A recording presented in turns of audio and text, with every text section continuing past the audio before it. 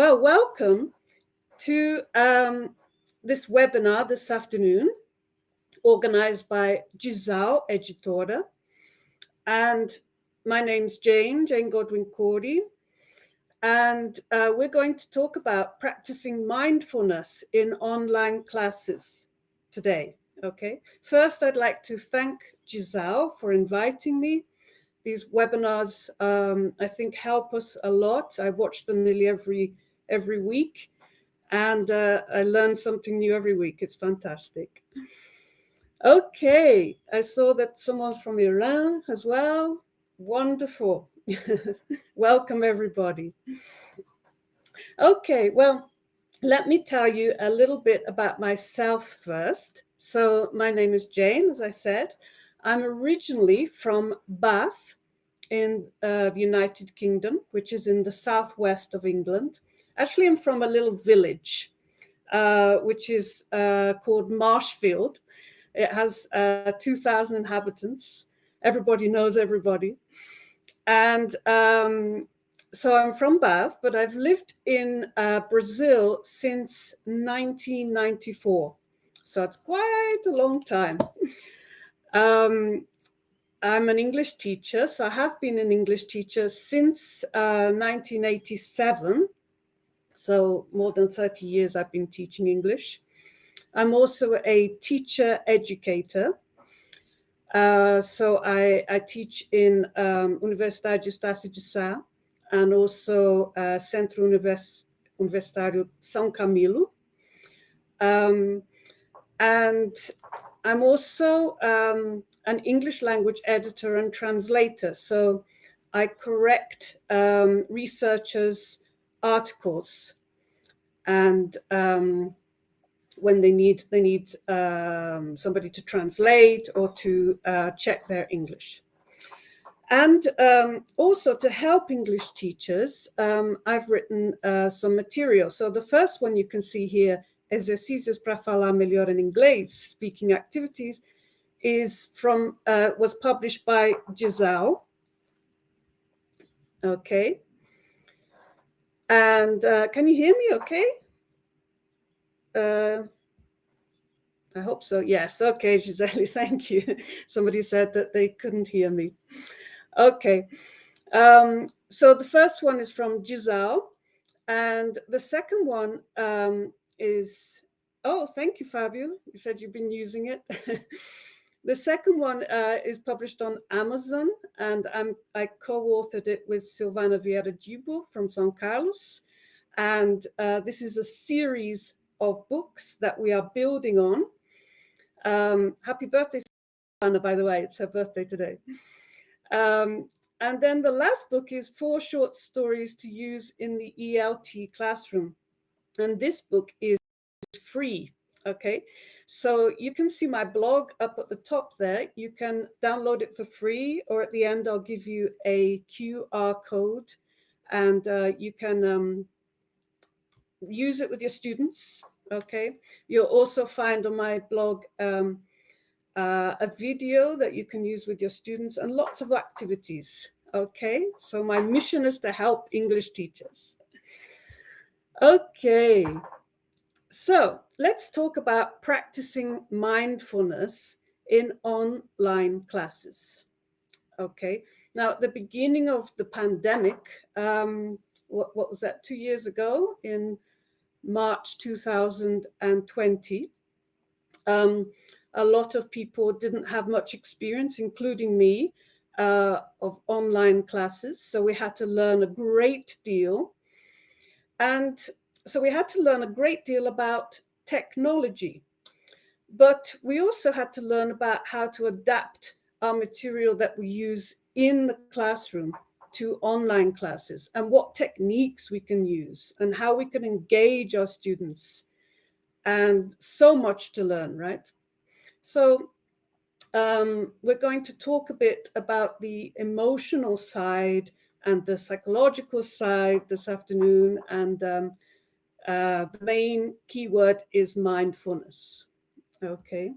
So I would like to invite you, first of all, to remove your headphones But before you remove your headphones, I want you to think about what you can hear and smell without your headphones on. So please remove them. You can close your eyes if you'd like to. And then when you're ready, write on the chat what you could hear and smell. Okay, let's take out our headphones or earphones.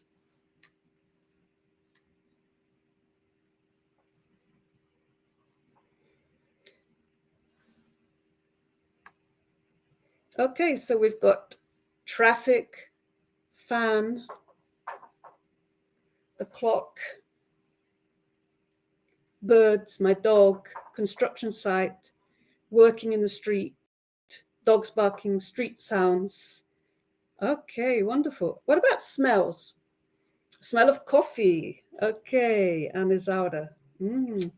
Cars passing on the street, food, cappuccino, grass. Okay. Smell of bansha, toast. Smell of toast. Okay, someone's toasting something. Rain. My sister's voice and the smell of tea. Oh, a nice cup of tea. No smell at all. Okay, smell of chocolate. Baby wipes smell. Someone's got a baby at home. Okay, street sound.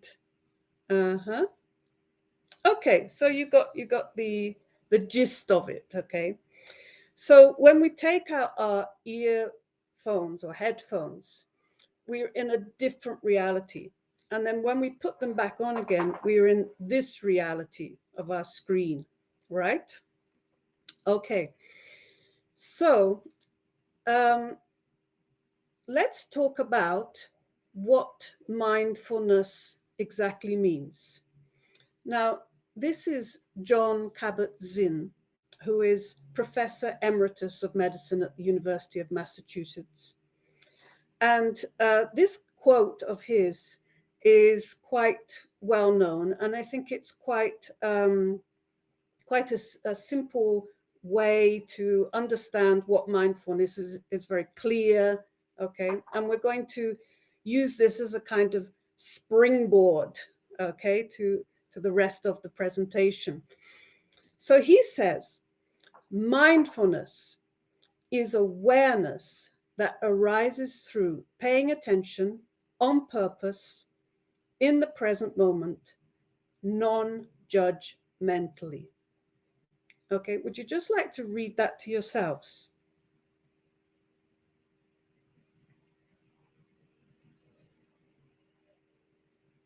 Okay, so again, mindfulness is awareness that arises through paying attention on purpose in the present moment, non-judgmentally.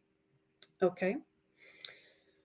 Now, Jon Kabat-Zinn brought mindfulness kind of to the Western world in the 1970s because he set up a clinic to help people with chronic pain. But mindfulness goes back a long way, much further than that. Okay. Let me just go to my next slide. So mindfulness is from ancient Eastern and Buddhist philosophy, and it dates back around 2,500 years. So here we can see a statue of the Buddha. Okay. I think that the page is a bit strange there, but it basically says that it's from ancient Eastern and Buddhist philosophy. Okay. So this, if we go back to Buddhism and even to Hinduism, which is much older religion, we can see the roots of Buddhism, and it's really a skill to bring us to the present moment. Okay. Okay. There's some people saying they can't hear. Is it okay now? Can you hear? Okay, so I'd like to do a little exercise with you so we can just think about what mindfulness is. Okay, so I'd like you to get comfortable, and I'd like you to feel your feet on the floor and wiggle your toes a bit. Okay. If you are doing something else like vacuuming or looking at your phone at the same time, or maybe watching the TV or changing a baby's nappy, I don't know, because we're multitaskers, aren't we? Um, I would like you, if you could, just to stop for a moment and sit down somewhere and really feel the presence. So you're feeling your feet on the floor, wiggle your toes, sense your whole body sitting there. Okay, if you'd like to, you can close your eyes and just notice your breathing. So breathe in and breathe out. Breathe in and breathe out. Okay. When you breathe in, think about if you have any pain in your body. It may hurt, maybe a backache, a headache, shoulder ache. Okay. But think about when you breathe in and breathe out, try to let go of that pain. Okay, so again, breathe in and breathe out. And just try and be calm, be in the present moment. Okay.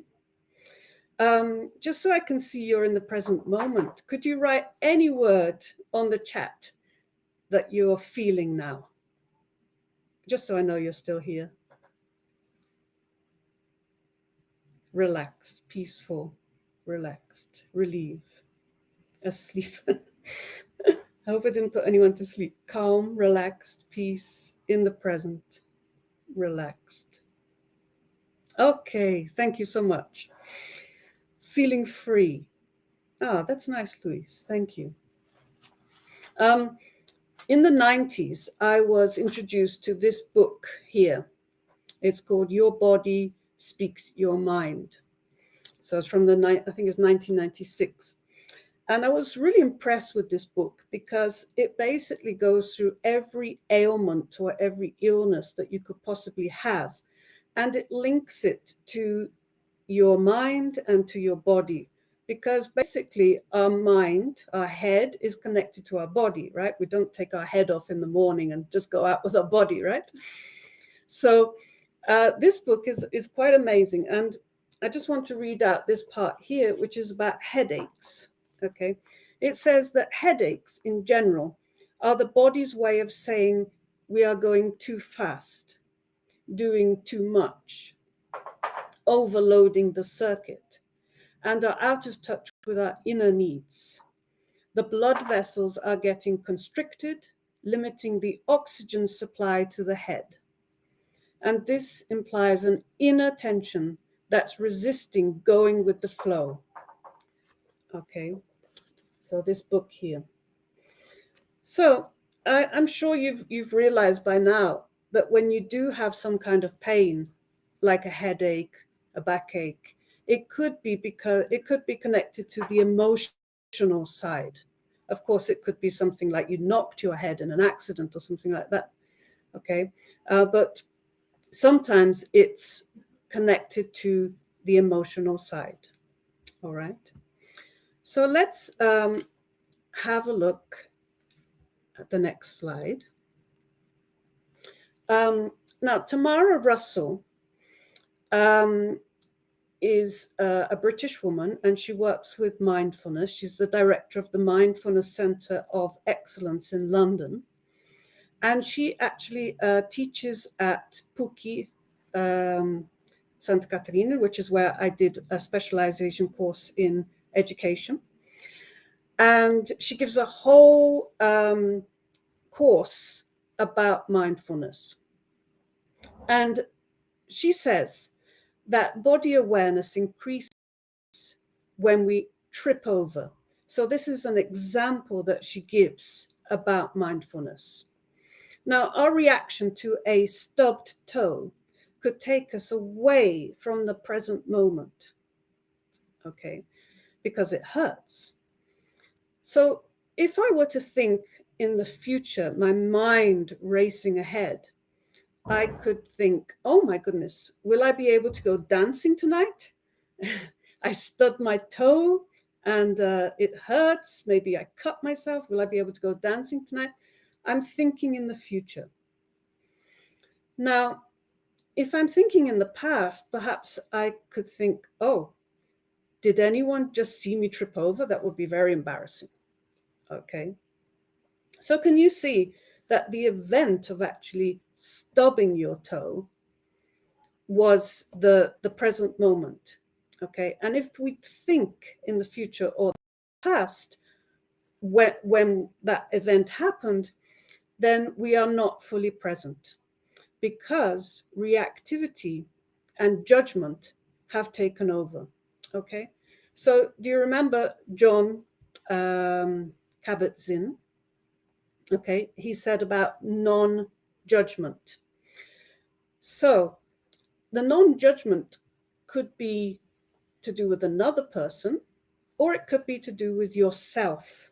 Okay, we like to sometimes be too hard on ourselves, right? Right, so Daniela said, yeah, that's true. Okay, so it's all about being in the present moment. Okay, now here is another key author on the subject who's called Eckhart Tolle, and he's a German-Canadian spiritual teacher. And he says that human beings have a tendency to obsess over the past and the future. But we only know the past through the lens of the present moment.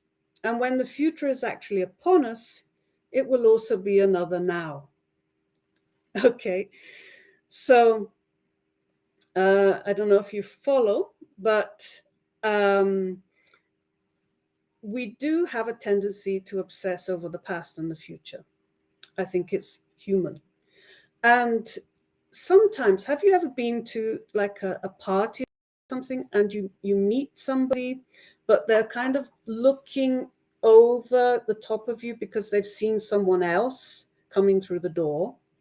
And the eye contact has been diverted. Okay, so that person is already thinking about the future. Who's that person coming through the door? An interesting person, right? They're not in the now. Okay. And sometimes we can obsess over the past. We can be too sentimental, or we can hold grudges about something that has happened in the past. With some relationship and transfer it to the present and get some kind of psychological block. Okay. Okay, so could you write in the chat, what are you thinking about right now? Could you tell me?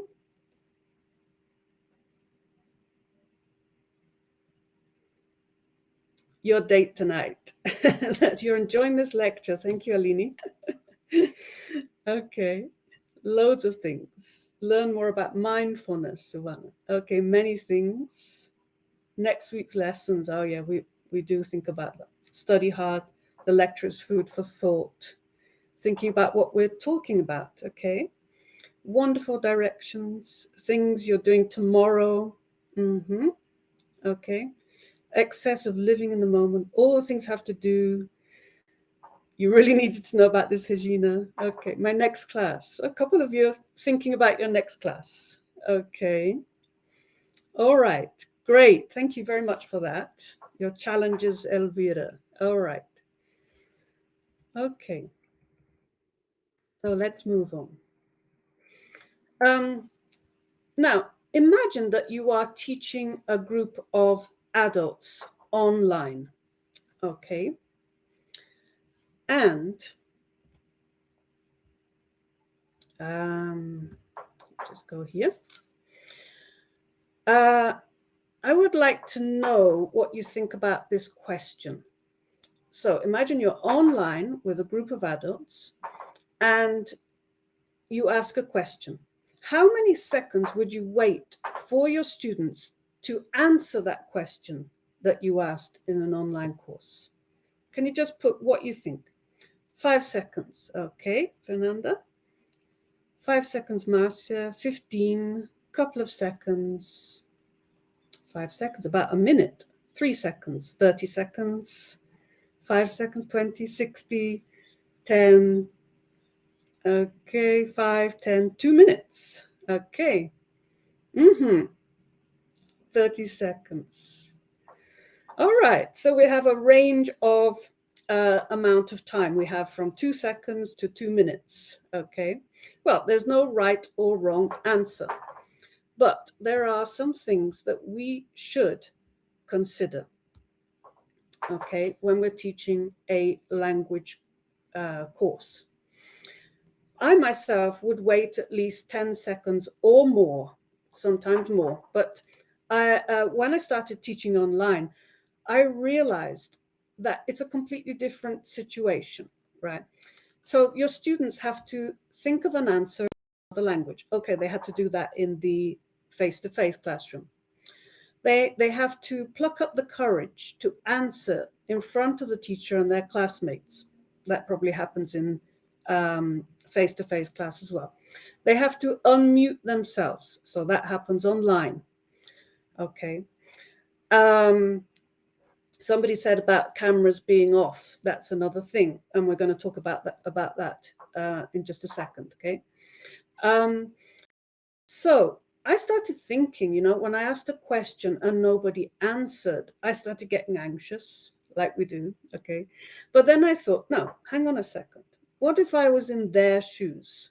Let me think what I have to do. And I could see them, some people, you know, thinking about it. Remember that we can only see from shoulders up, right? So we are basically rely on the senses of, basically on sight, right? And also hearing. So if you're in a face-to-face class, you would have smell, touch, perhaps not touching the student, but touch, you know, things around you. So you would have more of your senses, acute senses. Okay. But anyway, going back to this, I would wait at least 10 seconds because of these things. And also we have this expression in English, silence can be golden. Okay, so don't be worried about silence. Sometimes we need silence to think, to meditate, perhaps, to absorb, consolidate, lots of things. Okay. All right. Now, here's a word for you. Anxiety. Okay, what comes into your mind when you see that word, anxiety? Can you write in the chat? Somebody's typing. Terrify. Okay, Fabio. Worries, nervousness, despair, losing control, fear, stress. Okay. Worries, pressure, expectation, problems, sadness, dead time, losing control, fear. Not here, living in the past or future, fear of the future. Okay. All right. So we've got lots of things to be anxious about nowadays, right? We've just had the pandemic. Well, we're still in the pandemic, actually.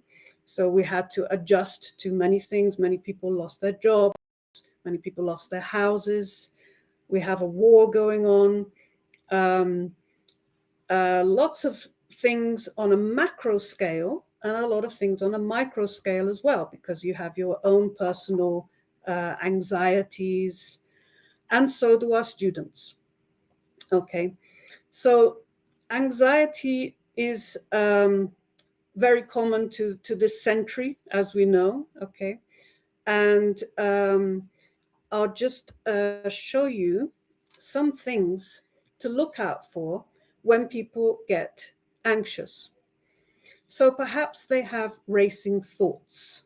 Okay, perhaps if you think about a student in your online class, they might, you don't know what they're thinking, but they might be thinking, oh, is the teacher going to like me? Are my classmates going to accept me? There could be a number of things going on in their head. Will I be able to speak this language? Will I make a mistake? A myriad of things. Okay. Sometimes when people get anxious, their speech is faster or slower. Okay. Sometimes they stop talking altogether. So that could happen. I remember when I was studying French at university, I was terrified to speak in front of my classmates. And that happened to me. I just stopped talking. I had a block and I couldn't speak. So you have to be aware of what's going on around you. Okay. Sometimes they experience a dry mouth, perhaps irregular breathing, sweating, increased heart rate. They say the first thing that comes into their head, perhaps, right? I'm sure you've been in that situation where someone is quite nervous, or even yourself, and you say the wrong thing. It's happened to me before. And also, they may turn off their camera in an online lesson because they might feel anxious about how they look, how their background looks, a number of different things. Okay. So we have to deal with these things. So I'm going to ask you, how can we help students deal with their anxiety in an online class? What kind of attitudes can we take? What can we do? Can you give me some ideas? Somebody is typing here.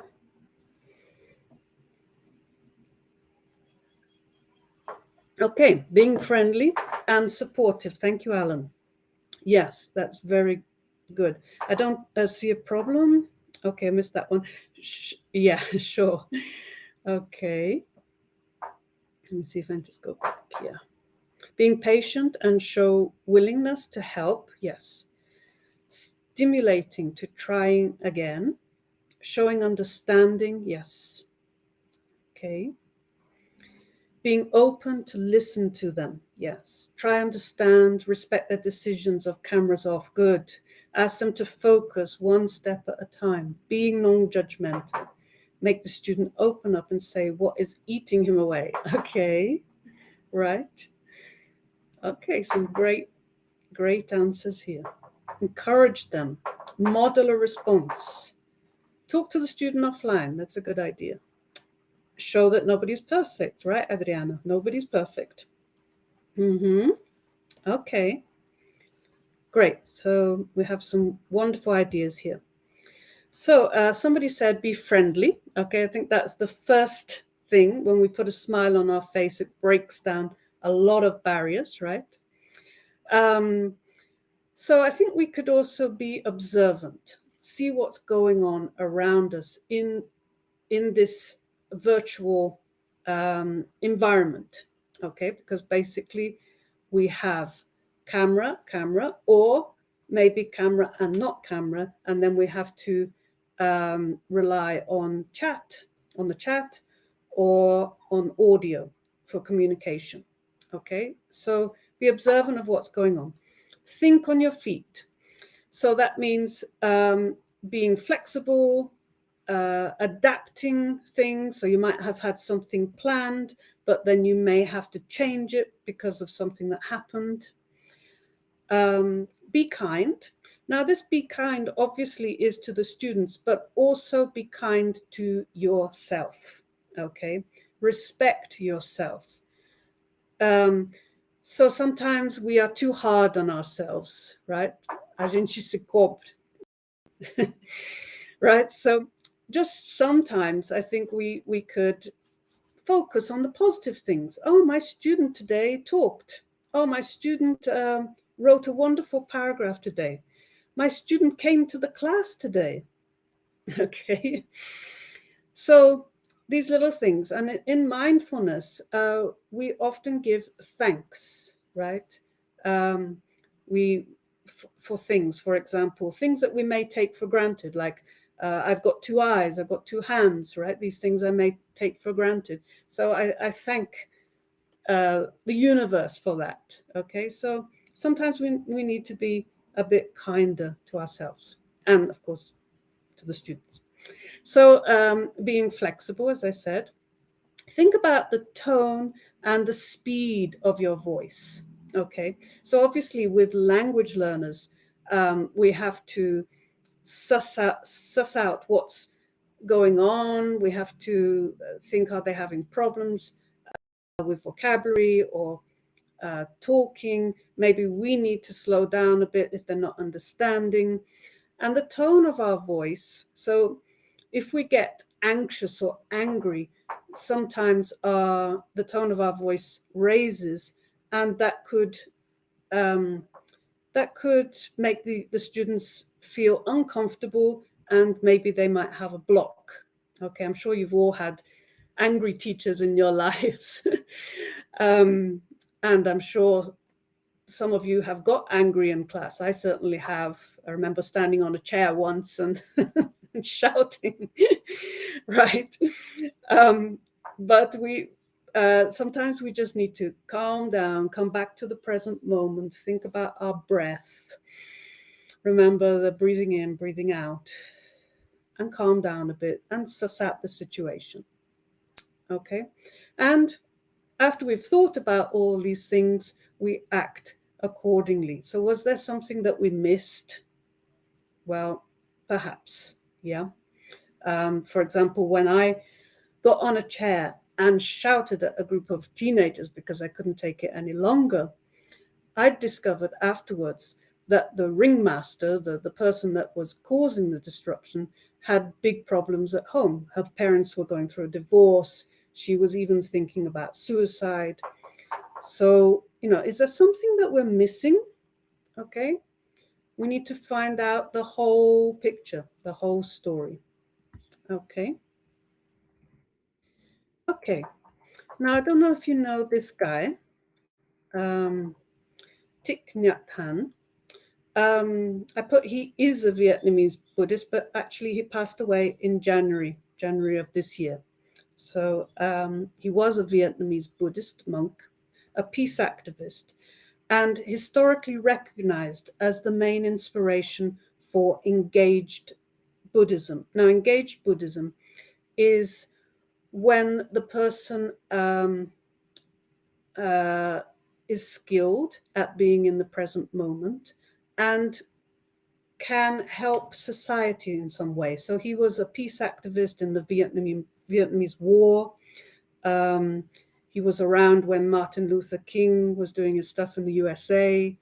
Okay, so he was involved in various different events. Okay, and he said, one of his quotes is, "The most precious gift we can offer is our presence. When mindfulness embraces those we love, they will bloom like flowers." Okay, and I learned this about presence when I did a course on neurolinguistic programming with Jane Ravel some years ago, and I remember her saying about rapport, and sometimes it's just enough to be present. Okay, so sometimes we don't need to try too hard. We just need to listen. We just need to be there and just wait for the person to say what they're feeling, or some kind of display of whatever they're feeling. Okay. Okay, Daniela's saying no mud, no lotus. Okay. Okay. Okay, Alain, you had a Buddhist upbringing, right? So you know a lot about this. Okay, So let's think about active listening, because I just said about being present. So when you're present and you are open to receiving what the person is feeling, then you are listening, right? But what's active listening? So active listening is when you listen and you respond. Okay, let's have a look at the characteristics. First of all, it's a communication technique. So it's a conscious effort to hear and understand what the other person is saying. Okay, because sometimes we listen to what somebody's saying, but our mind is in the future. Our mind is in the past, and we're not in the present moment. Okay, so we're making a real effort, and this comes from mindfulness, because we need to use some kind of technique to bring us into the present, perhaps meditation. Okay, if we find it difficult to do that. And so we make this conscious effort to hear and understand what the other person is saying. It requires the listener to feedback what they hear to the speaker. So imagine somebody is talking about their weekend, okay, and that they went to the beach and something strange happened during the weekend. Okay, so you've got some key information there, and then you feedback what you hear to the speaker. Oh, so you went to the beach. Okay, which beach did you go to? Oh, something strange happened. Tell me more about it. Okay, so you're just picking things, and then throwing them back. Okay.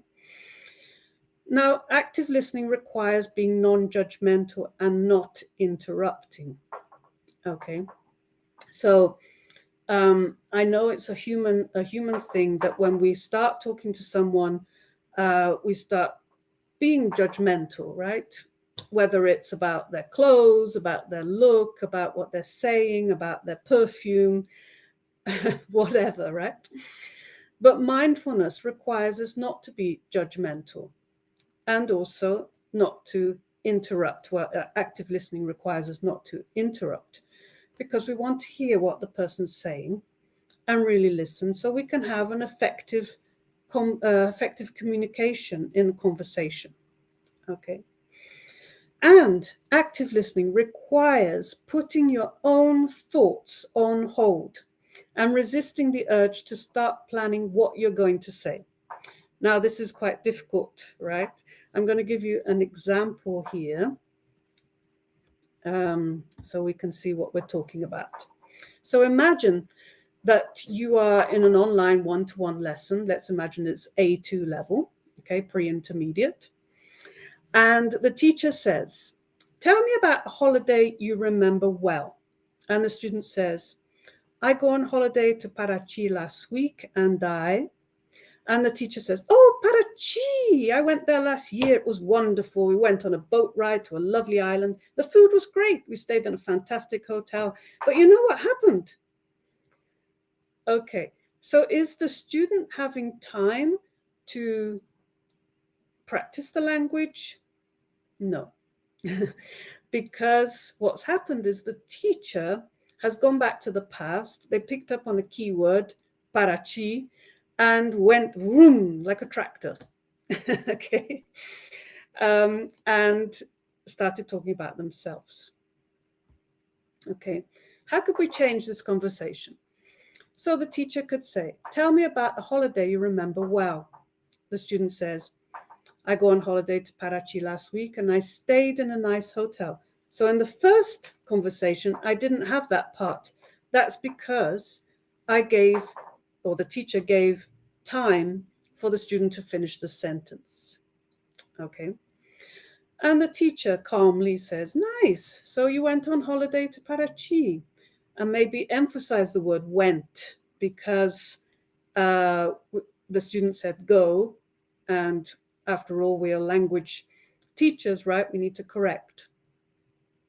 Maybe it might not be the time then, maybe later, but anyway. And the teacher could ask questions. So who did you go with? Tell me something you did there. What was the weather like? What did you eat there? Okay, and notice that these questions do not require yes or no answers. They require a fuller answer. Who did you go with? I went with my sister. Tell me something you did there. I swam in the sea. What was the weather like? It was cloudy. What did you eat there? I ate shrimps. Okay. If I say, was it good? The student's going to say yes or no. Right? So make a conscious effort to think about effective communication and how you can elicit things from the student and get them practicing the language, because that's what we're here for, right? Okay. So just moving on then. Let's talk a little bit about pacing. So pacing in neurolinguistic programming, which is where I got this definition from, is gaining and maintaining rapport. So rapport is the communication between people with another person over a period of time by joining them in their model of their world, by matching or mirroring their external behavior, which could be their speed of talking or body posture. Okay. Now, how many people just scratched their head when I was reading that? If you scratched your head, put yes. Okay, Janica. Yes. Luciana, no. Daniela, yes. Yes. Okay, great. So you will probably notice that sometimes when we do something like that, scratch our head or blow our nose or whatever, the other person might be doing it because it's mirroring. That's what's going on. And we're matching the behavior. Okay. So you can see these two people, they're going at the same pace. Okay. So that's what pacing is all about. Now, pacing can be challenging when students don't turn on their cameras. Do you agree? Because we cannot see what is going on. We cannot see the body language. We can only hear or read. Okay. And I was thinking about this recently because I have a group of teachers, and it's a small group, and some of them don't turn on their cameras, and I asked them why, and one of them said that she didn't have a camera, and the other one said that she had 4 kids, and so her house was like crazy, you know. So I completely respect that. Okay. I think we have to know the story. Okay, why are people not turning on their cameras? And I had 2 lessons with them, and then the third lesson, and it was okay. We were communicating by chat, by audio. Okay. Then the third lesson, we were doing an exercise, and it was actually translating a short text that was a dialogue from Portuguese to English. Ok? E de repente eu comecei a falar português. E eu comecei a falar português porque tinha um diálogo, e aí eu falei, como vocês traduziriam esse diálogo? No, I'm not Brazilian. So I started speaking Portuguese because it was part of the exercise. And you won't believe, after that, they started asking me loads of questions, and it was like a barrier that came down in English. Okay, they didn't speak Portuguese, they were speaking in English, but something happened. Something happened. So I started thinking, okay, I broke the ice. Thank you, Yasmin. So in a way, I broke the ice without thinking about it, right? So sometimes we have that kind of insight, you know, like, okay, something happened. What was it? I'm going to write it down so it works for next time. Okay. So I started thinking, how can we pace better? So breaking the ice, building up trust. Okay, what does that mean? Well, lots of different things. It can mean giving their homework back on time, arriving in the lesson on time, many different things to build up trust, okay? Because in the beginning, you don't know each other, okay? Asking questions that do not require just yes and no answers, writing messages to students in the chat, okay? Can you think of any other ideas of how to pace, how to have better communication when you have no camera?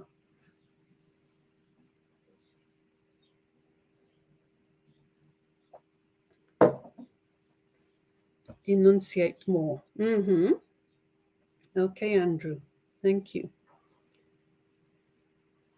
Okay, so it's something that I'm still thinking about. And I started off this webinar by saying that, of the last 2 years, we've had a lot to think about because of technology. We had to learn how to use the technology. And so, there's this kind of thing got a bit left behind. And I think we need to be discussing these things. Okay. Okay, Elvira, ask if they're smiling. That's a nice one. Yeah. How do we know, right? You try to encourage other students to open and then like a domino effect. Okay. You think the learner's motivations, time the orientations back to those does a lot. Okay. Yeah. Knowing the learners in general and their motivations, why they're learning English, that really helps. Yeah, definitely. Okay. But it's something that I'm still thinking about, and I think we do need to be discussing these things. Okay. So let's see if everybody's still on the same page. Would you like to stretch a bit and concentrate on your breathing? Are you still here with me? Are you vacuuming? Are you making a cup of tea? Okay, Daniela. Right. You're still here. Okay, great. Thank you. Great, your copy. Still here, stretching, wiggle your toes. Great, Sonia, still here. Thank you. Okay, so let's have a look at some activities that we could use in online classes. And a lot of these activities can be adapted, and I'm sure you've been doing that over the last 2 years, adapting things you did in class to online teaching. Okay, so here's the first one.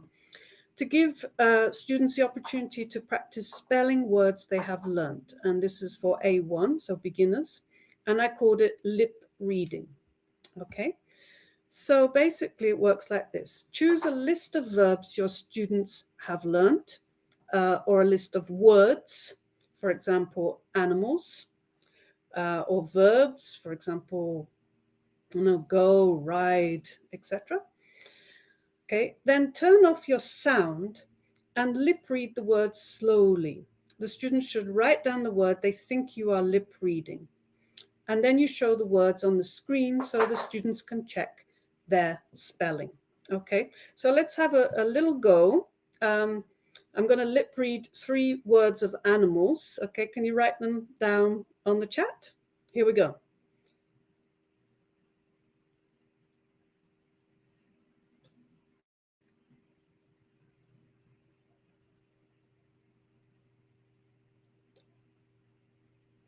Okay, dog, cat. And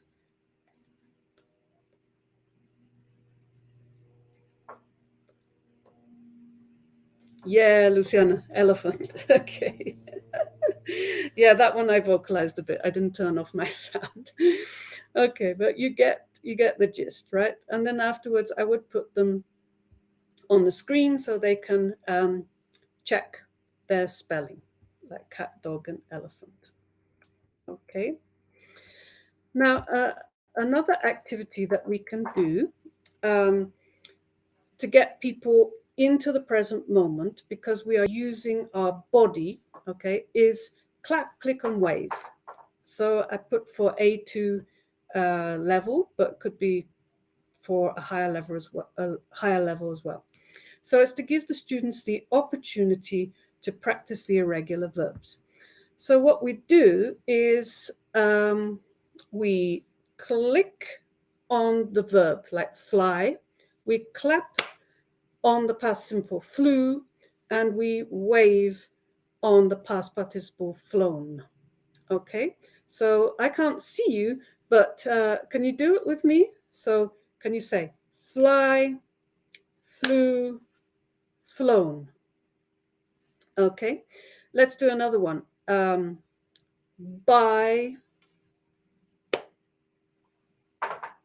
So then I would be silent so they could say what the words were. So buy, bought, bought. Okay. Another one would be drive. So drive, drove, and driven. Almost forgot them. Okay. So this is quite good. You can do it in online class because we can use our hands. You can also do it in face-to-face class, right? But it works quite well in an online class. Okay. Just moving on because we're running out of time. I want to give you some more activities. So let's go back to mindfulness. Now, mindfulness in nature enhances connectedness and mood. In this paper by Nisbet, if you want to check it out later, this author actually proves that mindfulness in nature enhances connectedness and mood, because they took a group of people, took them outside, they went for a walk in nature, and another group inside went for a walk inside, and the people outside, their mood definitely improved. Okay, so how can we do this with online classes, right? How can we get nature into the class? Well, here's an activity. Some of you may have seen this before. It's called My Life. So students should be able to talk about happy and memorable times in their lives using past simple and present perfect. Okay, so what you do is you ask them to go outside and get a leaf. Okay, pick up a leaf from the floor, from the ground, sorry, from a tree. Okay, so they have to go outside, and they can bring this leaf to class, online class. And then you ask the students to draw the leaf filling the page, so big leaf, okay? And they should include details such as the veins and the stem, just like this picture here, okay? And then you ask the students to write at the bottom of their drawn leaf, I was born in, and the date they were born. And then the current year is 2022 at the top. Okay, so you just ask them to do that. And then you ask them to write some sentences on their drawing to describe some happy and memorable times in their lives. Okay, so the words in red you can see are examples of past simple. All right, I got married in 1994, and I have one of those veins going off that gives me the point, exactly the point, the finished action. I got married. Or I graduated in 1992 is another line. Or when I was 6 years old, I learned how to ride a bike. Okay, so it's very visual. And then in the vertical lines in a different color, they can use present perfect. So they find the date, more or less, on the line, and they write, for example, I've lived in my house since 1994. So that line is 1994. Or I've had my car since 2019. So it's very visual, right? You can get them using colors, and they have to go outside and get the leaf. Or you could ask them, like, go outside in the garden or on the road and just draw a leaf from a tree and then come back. Okay, so the idea is to get them out in nature. Okay, and then they can swap their drawings in pairs. Okay, this can be done online by taking a picture and then sending it to another student, and then they can get into breakout rooms and they can talk. So the students can ask their partner more questions. Oh, I see you've lived in your house since '94. Where do you live? What's your house like? So they can talk about it. Okay, so I've used this in an online class and it works. So I just adapted something and then brought it to the online class. Okay. All right, another one, the inspirational walk for B1. So students are asked to focus on a challenge they're currently experiencing and reflect on the past, present, and future. Okay, so let's have a look. You can ask students to do this for homework, perhaps, or even in the class, give them 10 minutes to go outside and then come back again. Okay, so you ask the students to focus on a challenge they're experiencing at the moment. So it might be, oh, I don't understand the present perfect. Or it could be something more personal that they don't even have to tell you. It can be some kind of challenge. And if they wish, they can write some notes. And then you ask the students to go outside to a place where there are trees, a garden or park, or they can bring their leaf to class. Okay. And you ask them to get close up to this leaf, and they should observe everything in this leaf, like the veins and the stem. Look really closely. If you look at a leaf, it's amazing. It's really amazing how it's made up. And you ask them to feel, smell the leaf. Okay. And then you ask the students to step back and see the leaf at a different angle. So if they were in the park or in a garden, they would step back and see the leaf on a tree. Okay, but if they were in an online class, perhaps they would put it on the wall across their room and see the leaf in a different perspective, like you're in an art gallery and you step back from a picture and you see it completely differently. Okay. And then you ask the students to step back, see the leaf at a different angle, see what they can see around the leaf. What does the leaf look like? Okay, so they're seeing it micro and macro. And this is an analogy for their challenge, really, okay, for their challenge, their problem, because quite automatically this will come. And then you can ask your students, did anything inspire you when you zoomed in and zoomed out? You saw it micro, macro. Do you see your challenge differently now? If you want to talk about the activity with someone, so it could be an individual thing, it could be in pairs. And this comes from the design thinking school at Stanford University. And you can actually listen to it. There's two people talking in English, and they give you all the instructions. So they could even do that. You could give the link to your students and ask them to go outside and do it and then come back. Okay, it's called the Inspiration Walk. Okay. So we're running out of time, so let me go to here. So this webinar has been about mindfulness, bringing us to the present moment, okay?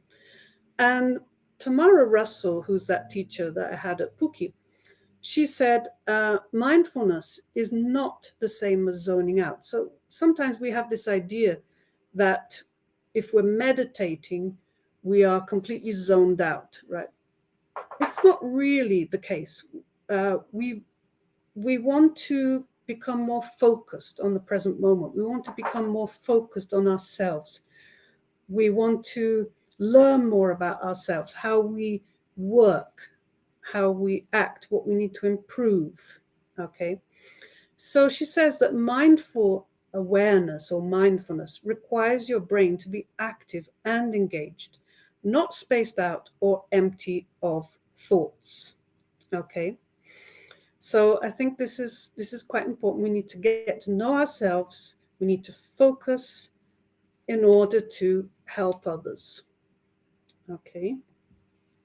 And remember John Kabat-Zinn. Just to summarize, really, he says there are 7 key attitudes of mindfulness. So non-judging, as we said at the beginning, patience. Okay, sometimes we have to count to 10. Remember counting to 10 when we ask a question. Going into things with a beginner's mind. So that has to do with being non-judgmental. No, I don't know anything about this person, okay? Even though they've got a very strong perfume, or they look like somebody I know from my past, okay? I have to separate that because I'm going in with a beginner's mind. And talking about beginner's mind, try to do a language course like French, Spanish, German, and see what it's really like to be a language learner. Okay. Another key attitude of mindfulness is trust. So we talked about trust between the 2 parts, between teacher and student. Okay. Non-striving. So that really means trying less and really experiencing the moment. Okay. So remember when we talked about that you don't have to try too hard. You can just be present. Okay. Acceptance of what's going on around you, not trying to control things, letting go. I think that's connected as well. Okay. Acceptance of who you are, acceptance of who your students are. I was watching a webinar by Andre Hedlund today about the Cosmos learning that he I don't know if any of you know about that, but he was saying that our students are like planets. Okay, they're completely unique, and that's very true. Each one is completely unique, and we have to take that into consideration. Okay, yes, he's amazing. Okay, so as your wonderful Gilberto Gil, our wonderful Gilberto Gil says, o melhor lugar do mundo é aqui e agora. So if you don't know this song, check it out on YouTube afterwards. Wonderful song. And listen to it and think about where you are now in life, what you're doing right now, and try and experience the moment. Okay. And just to show you a little bibliography. So here are some of the books that I used. Mindfulness in Motion from Tamara Russell. Old Path White Cloud's wonderful book by Thich, talking about the Buddha's journey to enlightenment. Activities with music that you can use online from Louise Potter. The Power of Now from Toll. John Kabat-Zinn's book. Jane Ravel, Energizing Your Classroom. She's got some wonderful activities. Echo Psychology, which is that paper that I talked about. And the last one is Headspace. So this is on Netflix. It's called Headspace, Guide to Meditation. Check it out because it teaches you some meditation techniques and how to become more present. Okay, I really enjoyed it. And so finally, this is me. So if you want to take a picture of the QR code, this is my blog, and my blog is at the top as well, Jane ELT blog. And I'm on Instagram at JG Corey. Okay, so send me a hello. And I'd really like to thank you very much for coming out today on a Friday afternoon. I hope you enjoyed the webinar. Do you have any questions? Thank you. Thank you. I hope you enjoyed it. Thank you very much. Great. Okay, well, hopefully if you want to read more about mindfulness or check out that Netflix video. Oh, thank you so much. Thank you for the feedback. Yeah, check it out, Sylvania. Thanks. A big heart for you too, Glauco.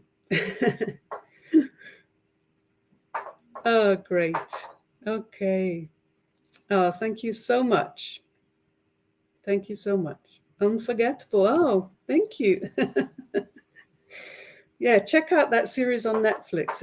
It's really cool. It's about a British guy that stayed in a monastery for about 7 years, and he's talking about what he learned there. Okay. Okay, Karen. Thank you. Thanks, Marcia. Hope you enjoyed. Live long and prosper. Heartily mindful.